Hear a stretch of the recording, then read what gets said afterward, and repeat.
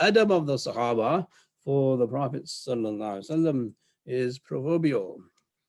And it is beyond our minds to appreciate a kind of adab that they had for him. Nowadays, unfortunately, because some secular minded teachers that are hanging around in the ummah, they give you a sense, oh, the Prophet was just a man, he was a human being like us. Okay? That's not the sense we get from the Sahaba. For the Sahaba, he was everything. As Abu Sufyan himself says, I've never seen a group of people, this is Abu Sufyan talking when he was not a Muslim.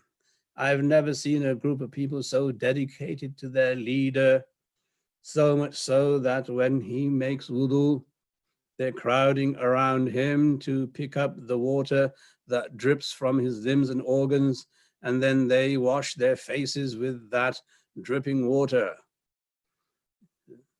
This doesn't seem to be an ordinary man.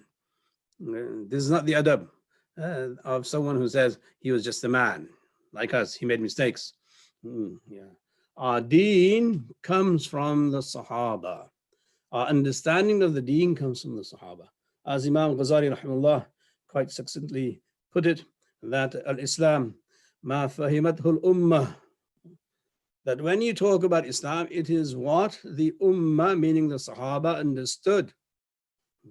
It's not based on any secular values and is not based on humanism. It is what the ummah understood as Islam. So the adab the Sahaba had for the Prophet is beyond us.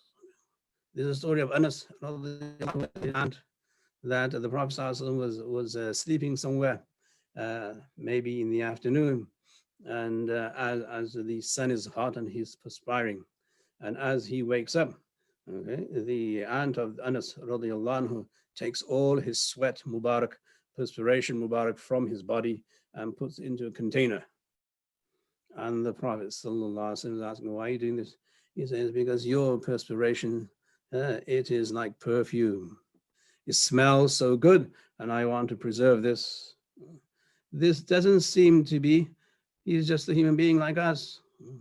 No, he is the most perfect human being that Allah subhanahu wa ta'ala has created, and that's the end of the story, basically. Anyway, I was saying that this chapter on adab is the beginning, as we saw in the hadith, that the father must give the son adab, and it's also at the end, as we saw in the ayah at the time of Mi'raj, that the Prophet ﷺ has so much adab in front of Allah that he was not distracted even for a second when he was there in the presence of Allah subhanahu wa ta'ala.